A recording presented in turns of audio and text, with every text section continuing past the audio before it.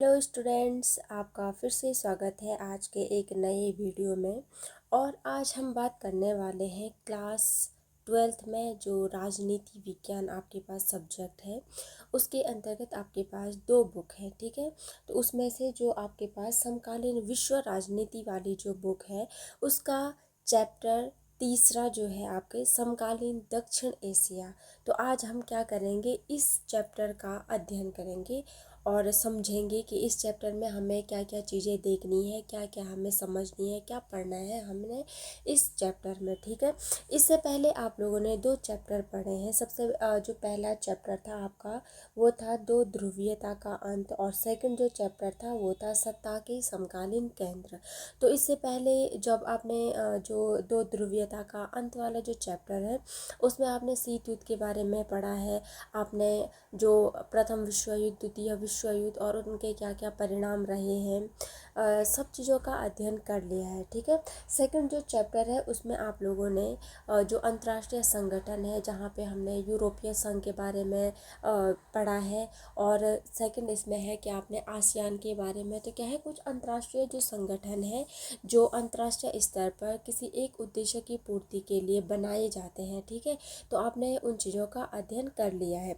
और आज हम बात करने वाले हैं इसका जो थर्ड चैप्टर है आपके पास समकालीन दक्षिण एशिया। ठीक है, तो चलो सबसे पहले हम इसका क्या पढ़ेंगे, परिचय देखेंगे।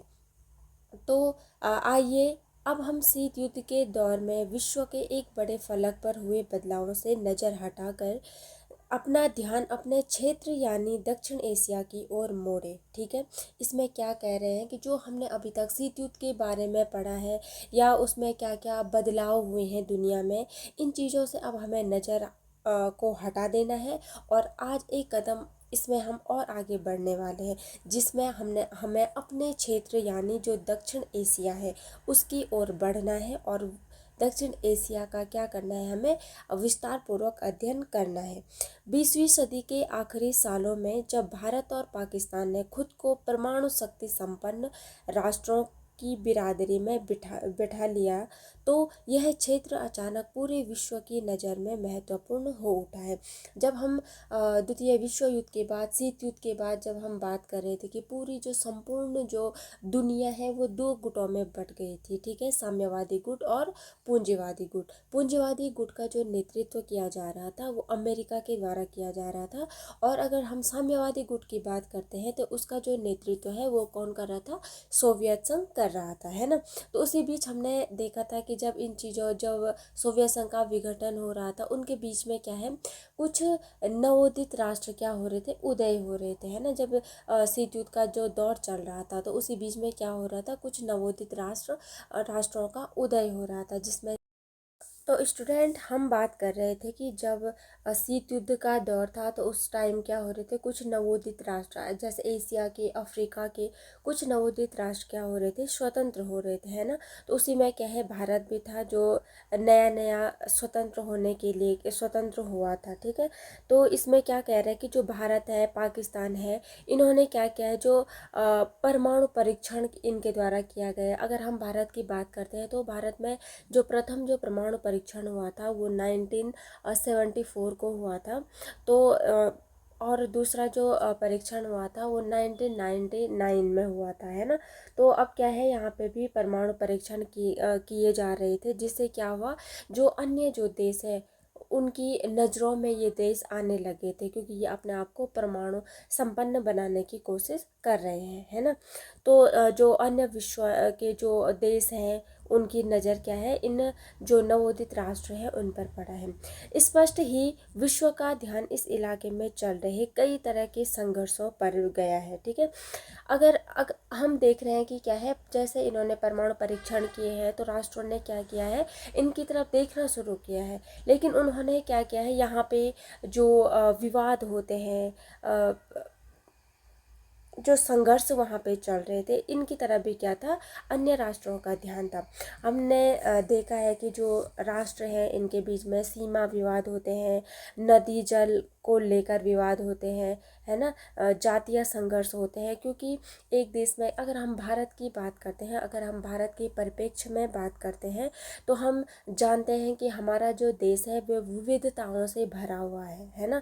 यहाँ पे क्या है, अलग अलग जाति को मानने वाले लोग हैं, अलग अलग धर्म को मानने वाले लोग हैं। तो कई बार क्या होता है, जातीय संघर्ष भी यहाँ पे देखने को मिलता है। संसाधनों के बंटवारे को लेकर, जैसे जो प्राकृतिक संसाधन है किस देश में उसका बंटवारा किस तरीके से होगा, इस चीज़ को लेकर भी क्या है, विवाद होते रहते हैं।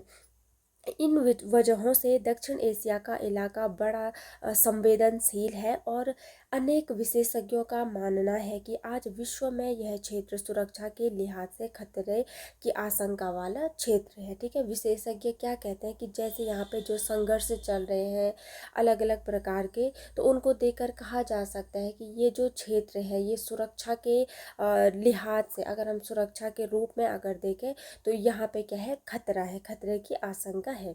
साथ ही एक बात यह भी है कि इस इलाके के बहुत से लोग इस तथ्य की निशानदेही करते हैं कि दक्षिण एशिया के देश अगर आपस में सहयोग करें तो यह क्षेत्र विकास करके समृद्ध बन सकता है। ठीक है, एक जगह तो एक तर्क जो दिया जा रहा है विशेषज्ञों द्वारा, वो कह रहे हैं कि ये जो क्षेत्र है, ठीक है, सुरक्षा के रूप में क्या है, ये खतरे से भरा हुआ है ना। और दूसरे कुछ विशेषज्ञ हैं जो कहते हैं कि अगर दक्षिण एशिया के जितने भी राष्ट्र हैं अगर वो साथ में आपसी सहयोग करते हैं तो ये जो क्षेत्र है वो क्या होगा, समृद्ध हो जाएगा, इसका जो विकास है वो तीव्र गति से होगा। इस अध्याय में हम दक्षिण एशिया के देशों के बीच मौजूद संघर्षों की प्रकृति और इन देशों के आपसी सहयोग को समझने की कोशिश करेंगे। इस अध्याय में हम क्या पढ़ने वाले हैं कि जो संघर्ष है वो किस प्रकार के यहाँ पे होते हैं, और अगर इन देशों के बीच में जो आपसी सहयोग है ना, जो एक संघ बनाते हैं किसी उद्देश्य की पूर्ति के लिए, क्या किया जाता है, सभी राष्ट्र मिलकर कार्यों को करते हैं, है ना। तो हम इस चैप्टर में समझेंगे कि आपसी सहयोग कैसा रहा है इन राष्ट्रों का। दक्षिण एशिया के देशों की घरेलू राजनीति से इन झगड़ों या सहयोग का मिजाज तय होता है अथवा वह इनके मूल में है ना। अगर हम बात करें कि दक्षिण एशिया के जो देश हैं उनकी जो घरेलू राजनीति है इन झगड़ों या सहयोग के क्या है, मिजाज से तय होता है। इस वजह से इस अध्याय में पहले दक्षिण एशिया का परिचय दिया जाएगा और कुछ देशों की घरेलू राजनीति की चर्चा की जाएगी, है ना। इस अध्याय में क्या किया जाएगा, दक्षिण एशिया का परिचय दिया जाएगा सबसे पहले, और जो उससे संबंधित जो राष्ट्र हैं उनकी घरेलू राजनीति की, वहाँ पे जो शासन व्यवस्था चल रही है वो किस प्रकार से चलती है, इसका हम क्या करेंगे, विस्तार पूर्वक अध्ययन करेंगे। और आप यहाँ पे एक ड्राइंग देख सकते हैं जो कि येगेनी डेलार्को के द्वारा 1830 में बनाई गई थी, जिसका जो शीर्षक है वो है लिबर्टी लीडिंग द पीपल। ठीक है, तो इसमें क्या किया जाता है, आपने और जो बुक है आपने हिस्ट्री में पढ़ा होगा, तो उसमें भी क्या रहता है कि जो पुराने जो चित्रकार रहे हैं, जो पेंटिंग करने वाले रहे हैं, उन्होंने क्या किया, अगर उनको स्वतंत्रता को प्रदर्शित करना होता है तो वो क्या कहते हैं, महिला की प्रतिमा के रूप में स्वतंत्रता को प्रदर्शित करते थे। जैसे हमने अगर हम बात करें स्टैचू ऑफ लिबर्टी की, तो आपने देखा होगा कि वहाँ पे भी क्या है, एक महिला के रूप में स्वतंत्रता को प्रदर्शित किया गया है। ठीक है, और अब हम आगे देखेंगे कि क्या है दक्षिण एशिया, है ना, दक्षिण एशिया है क्या है, अब हम यहाँ पे ये समझने वाले हैं। बच्चों आपको पता होगा कि जो सबसे बड़ा जो महाद्वीप है वो कौन सा है, और आप लोग ज़रूर कमेंट बॉक्स में ये ज़रूर लिखेंगे कि सबसे बड़ा महाद्वीप कौन सा है ना। इससे पता चलेगा कि आप लोग महाद्वीप के बारे में कितना जानते हैं, तभी आपको जो दक्षिण एशिया का जो भाग है उसको समझने में आसानी होगी। ठीक है, तो सबसे जो बड़ा महाद्वीप है वो है एशिया महाद्वीप, और उसी के हम दक्षिणी जो क्षेत्र है उसके बारे में इस चैप्टर में अध्ययन कर रहे हैं, दक्षिण एशिया का, है ना। तो अब हम यहाँ से चैप्टर को शुरू करते हैं। भारत और पाकिस्तान के बीच क्रिकेट मैच कितना तनावपूर्ण होता है हम यह बखूबी जानते हैं। हमने यह भी देखा है कि क्रिकेट मैच देखने के लिए पाकिस्तानी और भारतीय फैंस जब एक दूसरे के देशों में पहुंचते हैं तो उनका बड़ा आदर सत्कार होता है, गर्मजोशी से मेज़बानी की जाती है। यही हाल दक्षिण एशियाई मामलों का भी है। एक ऐसा क्षेत्र है जहां सद्भाव और शत्रुता, आशा और निराशा तथा पारस्परिक शंका और विश्वास साथ साथ बसते हैं, है ना। यहाँ पे क्या है, उदाहरण दिया गया है भारत और पाकिस्तान के बीच जो क्रिकेट मैच होता है तो उस टाइम कैसा माहौल रहता है, इन चीज़ों से हम लोग क्या है भली भांति अवगत है। क्योंकि जो क्रिकेट प्रेमी है वो हम लोग खुद भी होते हैं, हमारे फैमिली में चाहे हमारे बड़े भाई बहन है, चाहे हमारे पेरेंट्स हैं, है ना। तो वो लोग क्या करते हैं, क्रिकेट देखते हैं। इसमें एक उदाहरण दिया गया है कि जब भारत और पाकिस्तान का जो मैच चल रहा होता है तो उस प्रकार उस टाइम पे कितना तनावपूर्ण माहौल होता है कि किस प्रकार से स्थितियां बनी रहती है ना। तो ये क्या है, हम लोग भली भांति जानते हैं। तो वैसी स्थिति क्या है, अगर हम दक्षिण एशियाई जो देश है इनके बारे में बात करें तो वहाँ पे क्या है, सद्भाव भी होता है, सद्भावना होती है। हर एक राष्ट्र क्या करता है, दूसरे राष्ट्र का सम्मान करता है, उसके प्रति अच्छी भावना को रखता है। और इसके साथ साथ क्या है, शत्रुता भी आप लोगों को देखने को मिलती है, ठीक है। अगर दक्षिण एशियाई जो क्षेत्र है वहाँ पे आशा का भाव आप लोग देखते हैं तो क्या है, आपको वहाँ पे निराशा भी देखने को मिलेगी। पारस्परिक शंका और विश्वास, अगर हम किसी एक उद्देश्य को लेकर चल रहे हैं तो हम उस उद्देश्य की पूर्ति के लिए क्या होना चाहिए, हमें एक दूसरे पर भरोसा होना चाहिए, एक दूसरे पर विश्वास होना चाहिए, ठीक है। तभी हम लोग क्या करेंगे, किसी एक उद्देश्य पे साथ मिलकर काम को कर सकते हैं। और अगर विश्वास ही नहीं होगा तो हम क्या करेंगे, उस कार्य को पूरा करने में समर्थ नहीं रहेंगे, ठीक है। तो वहाँ पे हम असफल भी हो सकते हैं।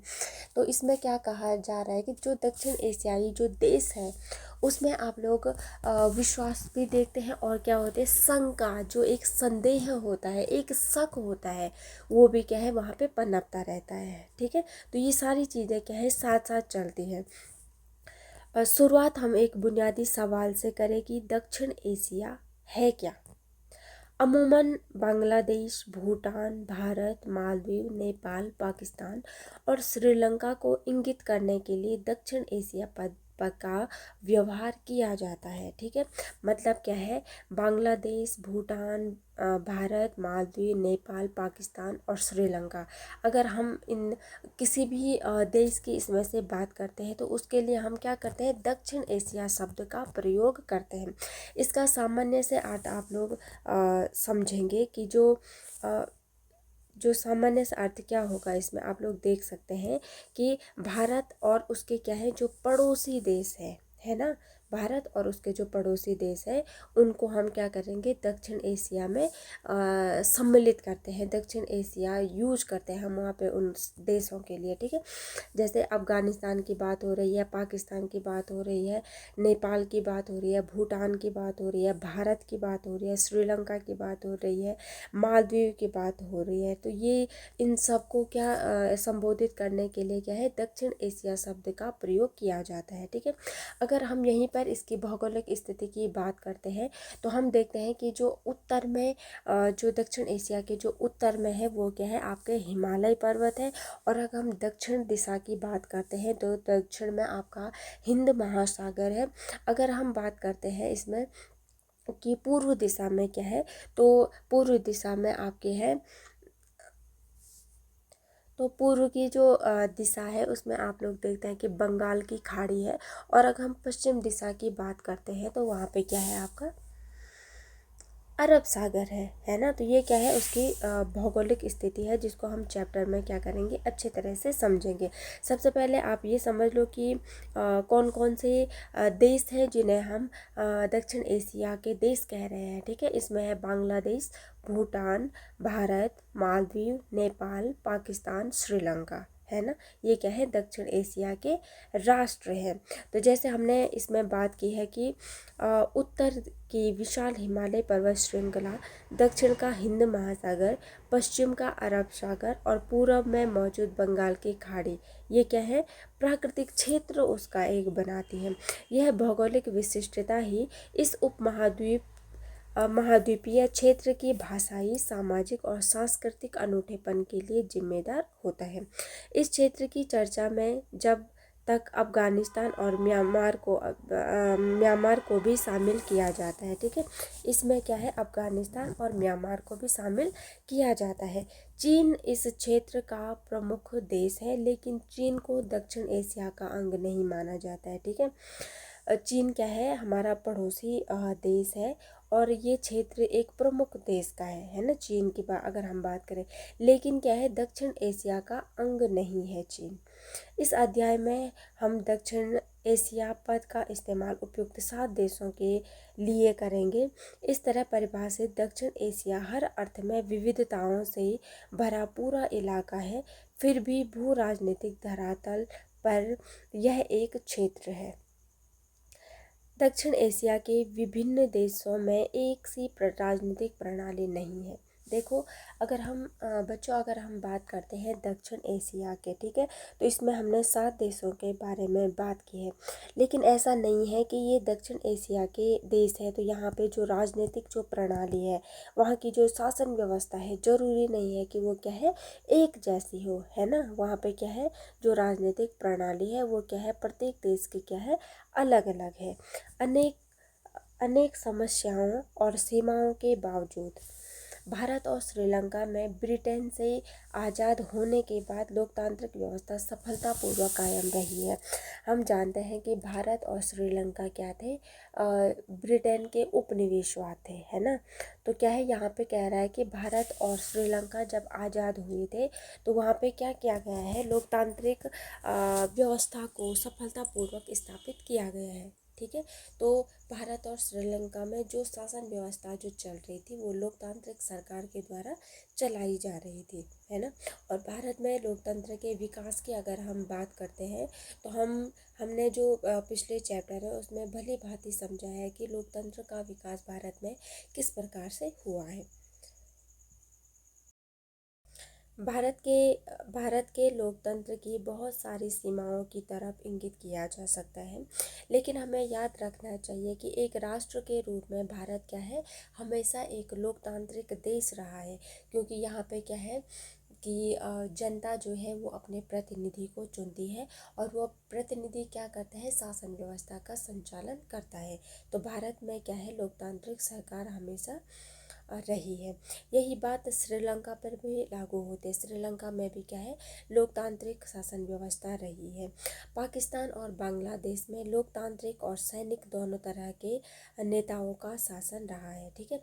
अगर हम पाकिस्तान और बांग्लादेश की बात करते हैं तो वहाँ पे क्या है, लोकतांत्रिक सरकार भी रहती है और सैनिक सरकार भी। अगर हम सैनिक शासन की बात करते हैं तो सैनिक शासन का मतलब क्या होता है कि जो लोकतंत्र के द्वारा, जो जनता के द्वारा जो सरकार वहाँ पे चुनी जाती है उसका क्या होता है, तख्ता पलट होता है, वो सरकार गिराई जाती है और वहाँ पे जो शासन व्यवस्था का जो संचालन किया जाता है वो सेना के जो बड़े बड़े जो अधिकारी होते हैं उनके द्वारा शासन व्यवस्था का संचालन किया जाता है। इसीलिए कह रहे हैं कि पाकिस्तान में क्या है, लोकतांत्रिक और सैनिक जो शासन है दोनों रहा है ना। तो क्या है, वहाँ पे जब तख्ता पलट होता है ना, लोकतांत्रिक तख्ता पलट होता है तो जो वहाँ पे शासन व्यवस्थाएं जो भी संचालित की जाती है वो सेना के जो बड़े बड़े जो पदाधिकारी होते हैं, जो अधिकारी होते हैं, वो क्या करते हैं, शासन व्यवस्था का संचालन करते हैं। शीत युद्ध के बाद के सालों में बांग्लादेश में लोकतंत्र कायम रहा है, ठीक है। बांग्लादेश में क्या हुआ है, लोकतंत्र कायम रहा है। पाकिस्तान में शीत युद्ध के बाद कई सालों में लगातार 2 लोकतांत्रिक सरकारें बनी है। पहली जो सरकार बनी थी वो बेनजीर भुट्टो और दूसरी जो सरकार बनी थी वो नवाज शरीफ के नेतृत्व में बनी थी, ठीक है। लेकिन जो 1999 में पाकिस्तान में एक सैनिक तख्ता पलट हुआ था और 2008 में फिर से वहाँ पे लोकतांत्रिक शासन बना था।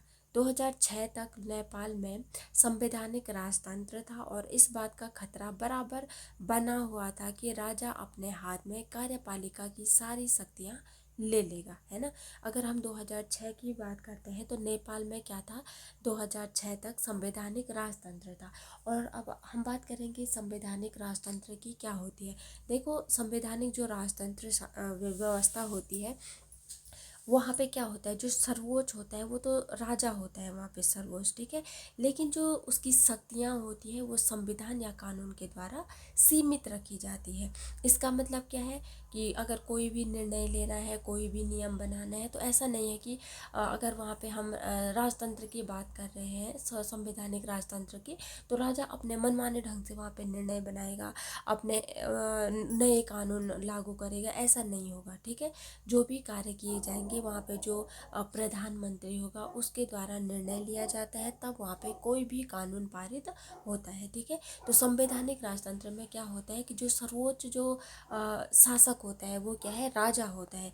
लेकिन जो भी कार्य वहाँ पे किए जाते हैं वो क्या है, संविधान के अंतर्गत ही किए जाते हैं।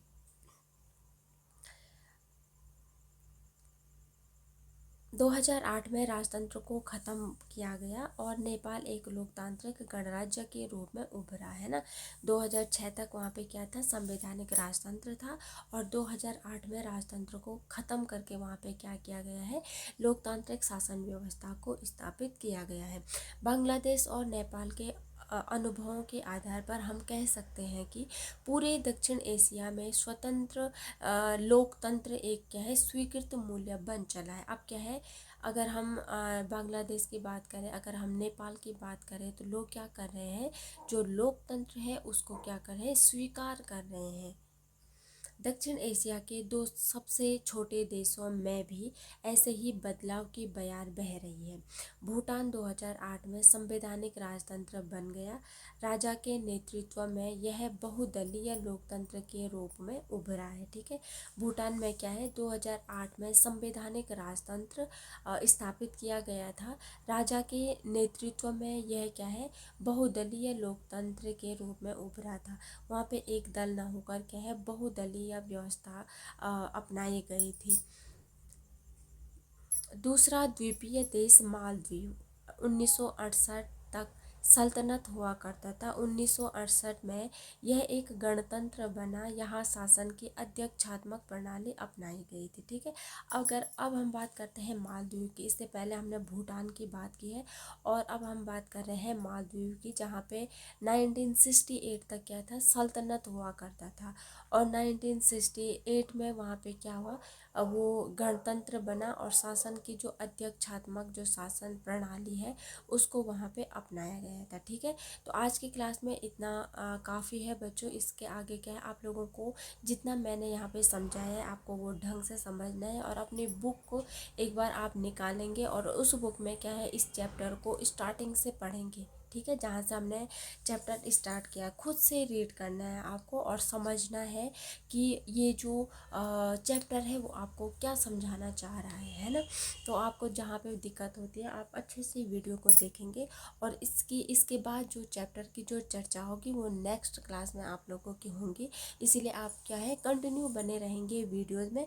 और अगर आपको कोई चीज़ यहाँ पे कोई शब्द जो है वो आपको टफ लगा है, ठीक है, कठिन लगा है, उसका अर्थ आप लोगों को समझ में नहीं आया है, तो आप लोग क्या करेंगे, कमेंट बॉक्स में क्या करेंगे, मैसेज छोड़ देंगे, है ना। जो भी शब्द आपको कठिन लगा है, जो चीज़ आपको समझ में नहीं आई है, तो जो नेक्स्ट क्लास जो होगी सबसे पहले आप लोगों का जो डाउट है वो क्लियर किया जाएगा, और उसके बाद क्या है, चैप्टर को आगे पढ़ा जाएगा। तो आप लोग क्या करेंगे, अच्छे से इस चैप्टर को समझने के लिए अपने बुक निकालेंगे और पहले एक बार वीडियो देखेंगे, ठीक है। और उसके बाद क्या करेंगे, खुद से अपने उस चैप्टर को रीड करेंगे, जिससे क्या होगा, अच्छे से आपको वो चैप्टर समझ में आ जाएगा।